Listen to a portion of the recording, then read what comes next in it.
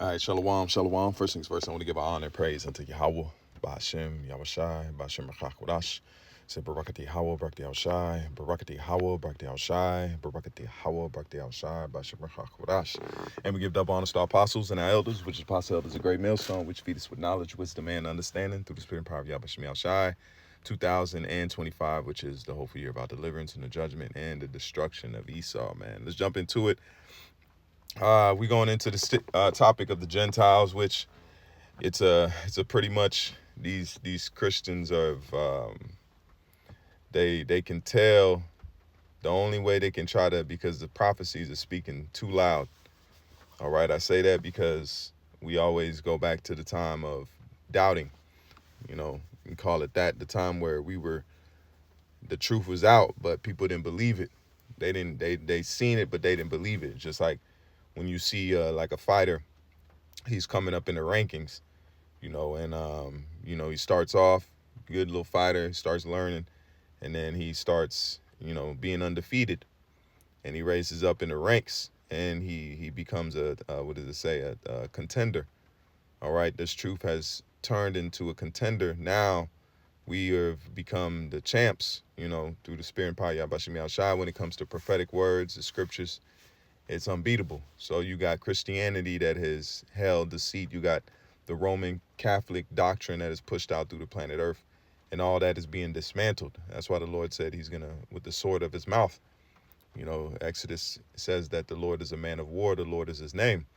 So this is a spiritual battle. It says the weapons of our warfare are not carnal, but spiritual, pulling down strongholds. So that's the same thing that Yahweh Shai has given us the spirit. It says that a mouth that man won't be able to gainsay nor resist. That's where you see a title, a fighter, a contender. The title's been reached. Now we just waiting on the final hurrah and the crowning, because all contenders have come up against this truth and they've all failed against this truth. All right, because this is not of men. Just like the scripture says what? If this counsel be of men, it shall come to naught.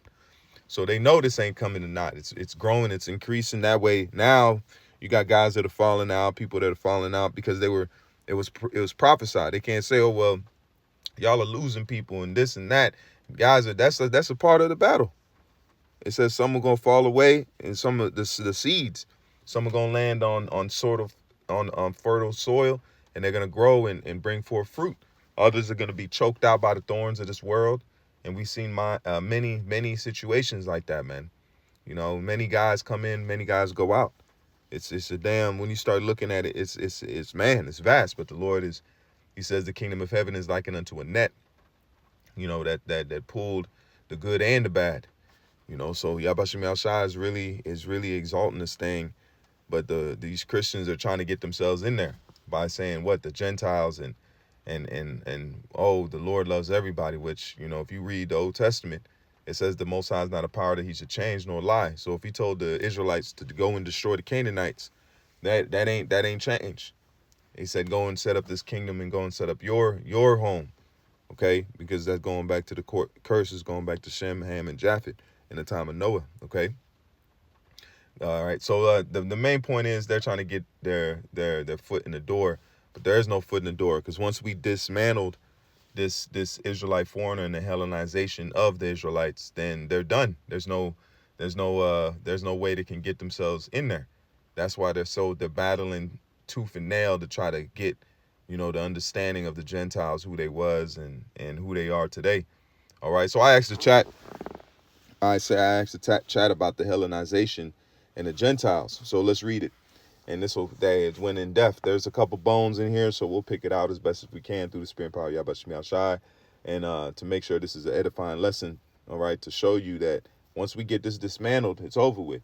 This is the last hurrah of these Christians, these other people that are trying to believe that the scriptures are for everybody, and that's not so, because look at Esau. He hasn't inducted us into his world, but when it comes to us having an identity and us having something that it belongs to us, he can't handle it. He's trying to make the truth like Black Wall Street.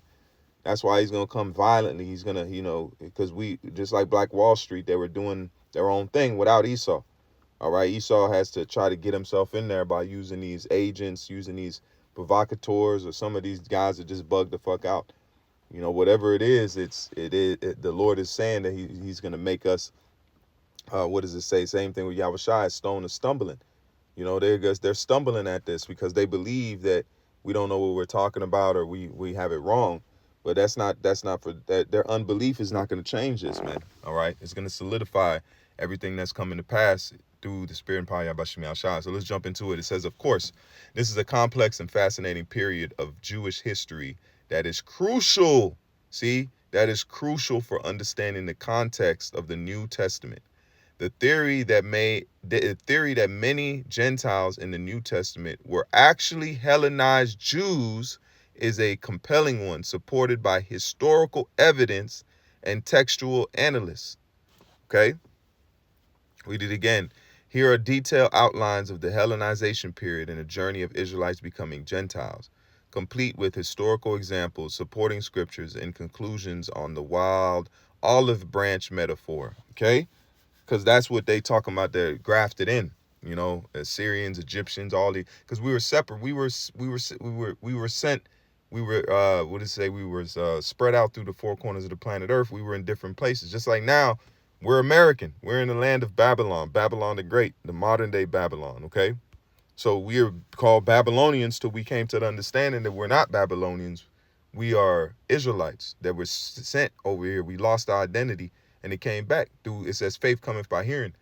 So if these Israelites were in those foreign lands, just like we were in a foreign enemy land where they hid our heritage completely, you had to go dig. Man, I remember the time when I first heard it. I'll never forget. When I heard Deuteronomy, the 28th chapter broke down, I said, what? I went and grabbed my Bible. I turned to the page. I looked. I had the Church of Berea spirit. I looked. I didn't just believe it. I looked. When I seen it myself, I was convinced. I said, oh, I ain't going back to church. I ain't going there. I was one of those, people, you listen to your parents, but I knew something was off. I didn't know what it was, but I was, same thing with Song of Solomon. It says that I would seek him whom my soul loveth. I knew I had a spiritual understanding of, I knew that there was a creator. I knew that the Lord existed. I believed in the Messiah, but there was something missing in the church, so I tried to find it different ways until I ran across the truth, all right, on the internet, all right, and I knew I found rest for my soul. And it says, here are the details and the outline of Hellenization period and the journey of Israelites becoming Gentiles, complete with historical examples, supporting scriptures, and conclusions of the wild olive branch. It says, detailed outline of Hellenization of the Jews and creation of the Gentiles. Listen close. Introduction, the core concept. Thesis, following the conquest of Alexander the Great, and that's why you have to know history. You have to know maps. You have to know archaeology in a way. Do you have to know these things and know what happened in history, where it went, because that's how Esau is befooled and got a people. That's how he sold people out, or sold people a dream, because people don't research. People don't look into it. But that goes back in the time of what the language of kings. They thought that education really only belonged to the higher echelon, that those that could afford tutors and can afford the private schools. Those were the ones that really learned history, and they shaped it in their own means, because people were, the scrolls were, kept in certain places. Even going back to the time of the Israelites, you had to go to the temple to receive the scrolls and to receive the breakdowns, and to have to read out of the book of the law. All right, and what's the prime example is the Ethiopian eunuch, because he received the scroll as a gift, to be able to take the word with him. Okay, it says, following the conquest of Alexander the Great, 14th century BCE, a significant portion of the Jewish diaspora underwent a tense process of Hellenization. Now listen close. Adoption of Greek culture, language, and religion. This process, especially under the violent persecution of Antiochus Epiphanes the fourth, led many Jewish to abandon. So what should be a closer concept in the time of 70 AD? And I always try to bring this out. When you see somebody that robs a bank or they steal something, a bank robbery is a prime example. They have what you call a description of the suspect. I'm gonna try to say this as plain as I can through, the metaphor is that when that criminal leaves the bank, they will ask for a description of the suspect. What do you see in movies? When you see somebody rob a bank or they pull a heist, they change their appearance because they don't want the APB out on the police officers or the law enforcement on how they look, what was the last thing they were wearing. That's why if you watch in movies when police chase a criminal, they describe he's wearing a black shirt, blue jean pants, brown shoes or white shoes with a hat. That's a description. They're trained to give a description of the suspect. So if the suspect is lost, they can be found later on if they still have the same thing on. Or they describe the car. If they're chasing a car, they would describe that he is in a blue Toyota. Okay, he's in a Nissan Maxima, black, gray, black wheels. They give as much description as possible to be able to identify that suspect. 70 AD, the Israelites were criminals. They were running from Roman persecution, going back to Vespasian, Titus, and Domitian. Okay, 70 AD, the temple was sacked. That's why the Messiah gave a prophecy to say, when you see the abomination and make it desolate, flee. Don't come down from the rooftop and grab nothing. Don't leave. Get out of there. Get out of Dodge. Okay, so those that listened, they fled and they ran. Those were criminals. Those were suspects. That's why if you read from Timbuktu, from Babylon to Timbuktu, it states that there was approximately a million Jews that were in Roman slaves, that was in Roman slave markets. Okay. So back to the point is that the Israelites that fled out of the land of Israel, okay, were criminals. So when they went into the interiors of Africa, okay, word would have spread that these Israelites are on the run from Rome. Rome was a power at the time. They probably had warrants. They probably had bounties on them. Okay? Spread the word. That's how it worked in the ancient world. That's why you had something called bounty hunters. Those that were dedicated to hunting people that had prices on their head. So I'll have to look and see what, if the Romans put what kind of bounty it was, if there's historical proof. That might be something to look into. That might be a whole nother sit down, Lord willing. I can go into that. So when they put a bounty, so they had people that said, if you see these people, report them and you get rich, you'll get money from them. And it wasn't everybody love everybody. You had tribes. It was tribal. You had people out for their own people. That's why you had villages and walls. Nobody was just coming in your spot. Okay, people were warned. So the Israelites were on the run as criminals. So they changed their appearance. They took off their fringes. They took off the clothes that identified them as being Israelites. They tried to change their dialect a little bit, okay, to keep a little bit of it, but so they wouldn't be identified as the criminals on the run from a power empire. Just like if you on the run from Babylon, that's why you have certain places that are extradition where they can't ship you back to America. They'll go to a place where there is no extradition. That means that if you get caught, they won't ship you back. But there's a majority of places, if you're caught, they will send you back to America to face charges.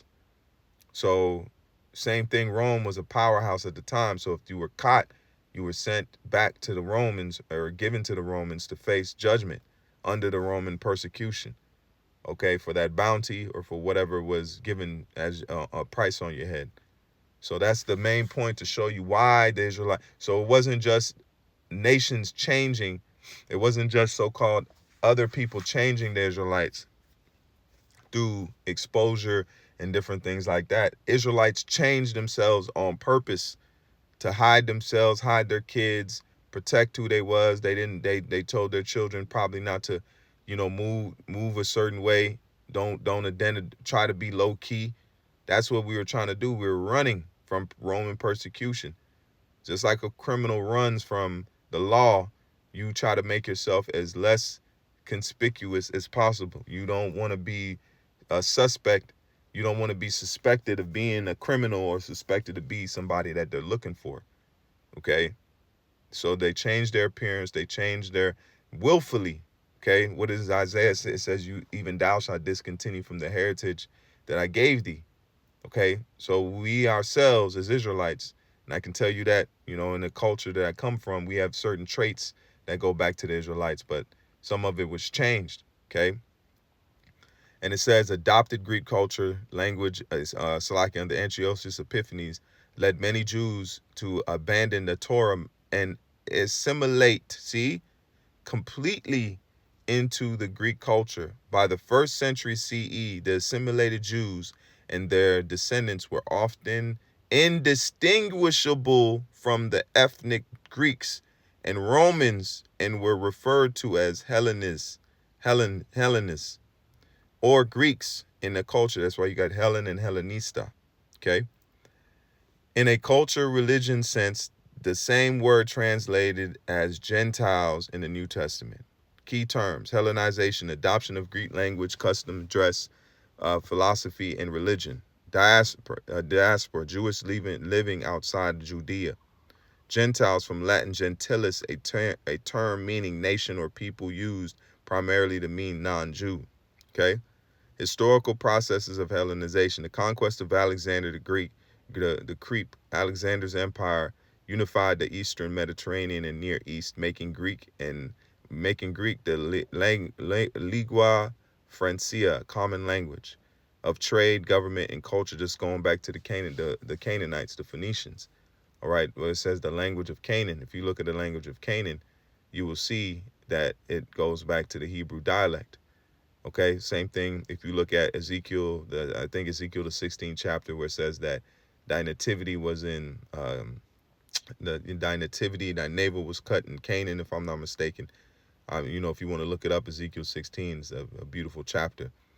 But for the sake of this lesson, let's read. It says Jews in Alexandria, Egypt, Antioch, Syria. See, that's where you get Egypt and Syria, because the Jews, the Israelites, were spread out in those areas. So they were assimilated themselves. That's where it was just easier to say Jews, Greek, Egypt, Syria, because they were similar. They were living there. Just like we say Americans. If you go back home, your family, if you're a foreigner, they're gonna call you an American because you haven't grown up in your family, your mother and father's native land. So you were an outsider because you don't know the culture, you don't know the language, you don't know the movements there. So you're not considered their people, even though your mother and your father have full lineage there. You were considered an outsider because you don't speak the language, wear the clothes, you don't move the same, you don't know the culture. So that's how it happened back then. Okay. So it says across Asia Minor were immediately immersed in Greek culture. That's where you get the word, where you get gymnos. Okay. The Greek translation of the Hebrew scriptures, the Septuagint, was created in Alexandria for the Hellenized Jews who no longer spoke Hebrew, because what does it say? It was cultured out of them. They assimilated themselves, just like if you were from another country, say you're from Jamaica or you're from Africa, you come to America, you sound like American, you might sound better than some Americans, you dress like American, you eat American food, you practice American holidays because that's all you've known. So you were considered an American. But who you really was what? An Israelite. Okay? Remember that. It says after Alexander's death, his empire was split. Judea was ruled by the Ptolemy dynasty based in Egypt, and then by the Seleucids based in Syria. Hellenization was often encouraged as a way of unifying the empire. Many wealthy and aristocratic Jews in Jerusalem eagerly adopted Greek ways because they wanted to keep they status, just like niggas today. That's what we trying to tell them, that we are Israelites, but they trying to keep. They want the money. They want the good things. They want the finer things in life. So they ain't trying to lay it down to be broke. What did the scripture say about Moses? It says Moses did not want to live in the house of Pharaoh, okay, for luxury for a moment, but he chose to be with his people. I'm paraphrasing it. So that's what was happening in the time of Moses himself.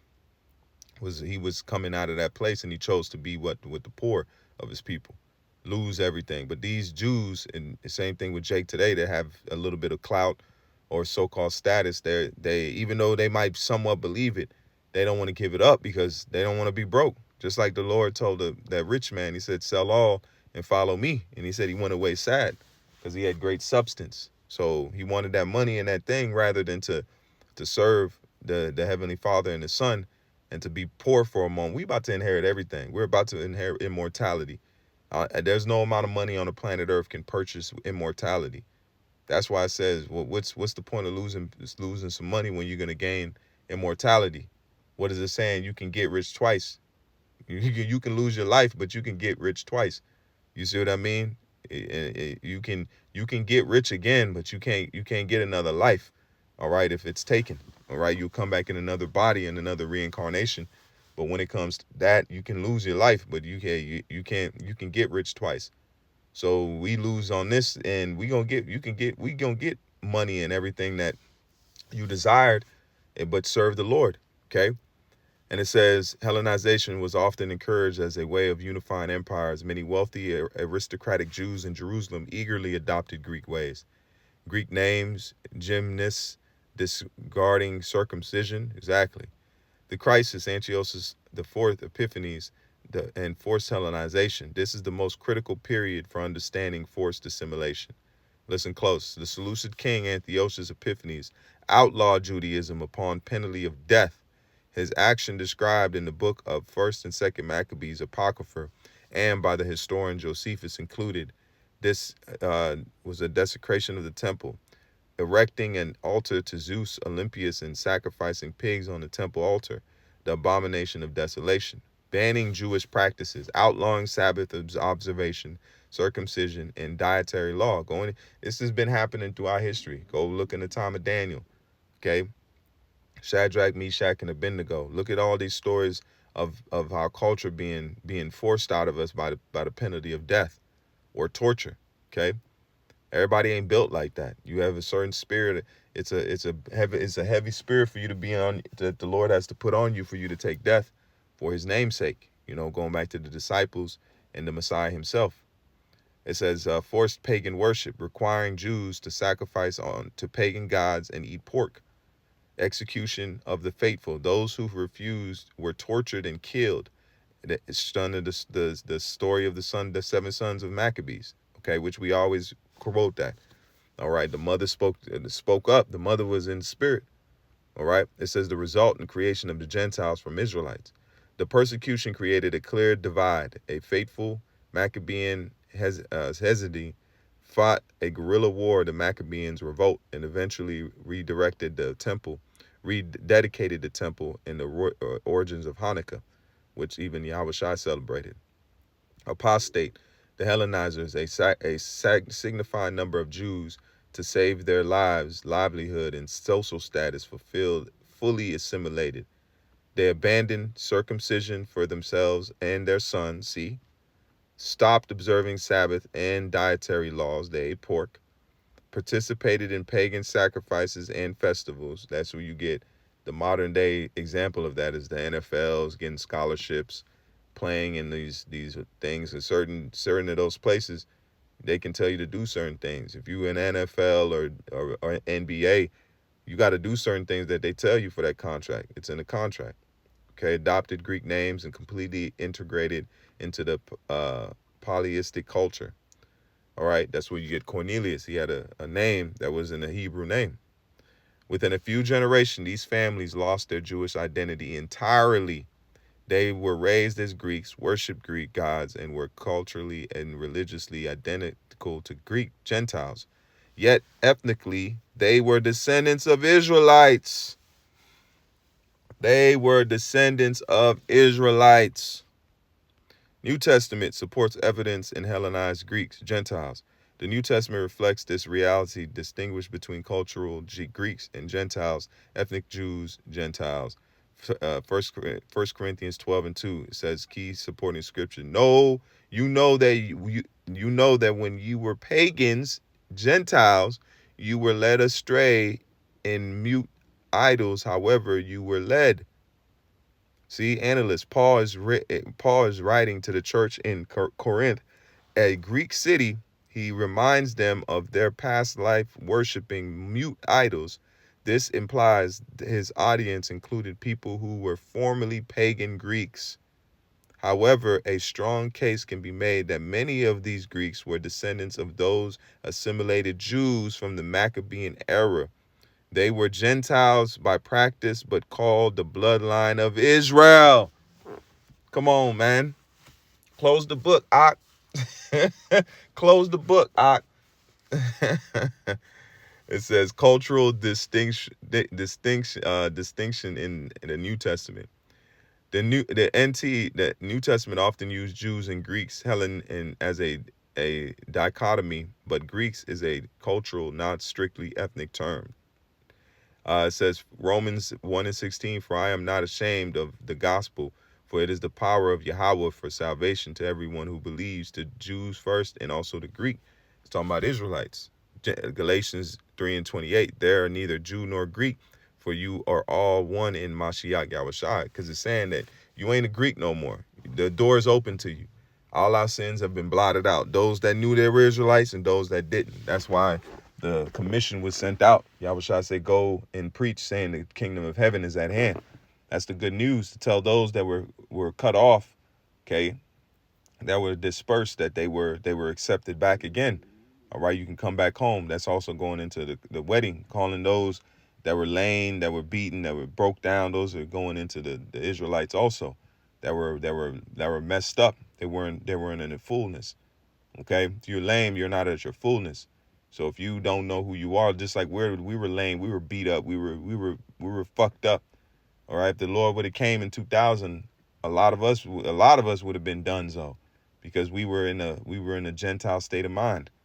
Okay, that's why the Lord kept that door of mercy open through the apostles and the elders. All right, that's why we say call law for that. We give double honors, man. Okay, because they endured and maintained the lot, and they held the plow until the harvest came in, and now they're reaping the benefits of that harvest. Okay, and Yahweh Bashim Yahushua is making it known who is his chosen, man. All right, and it says often Jew and Greek, Helen is a dichon. Hold on, let's go down. It says Yahweh fears the proselytes. The God fears of the proselytes. Let me just make sure this is on point.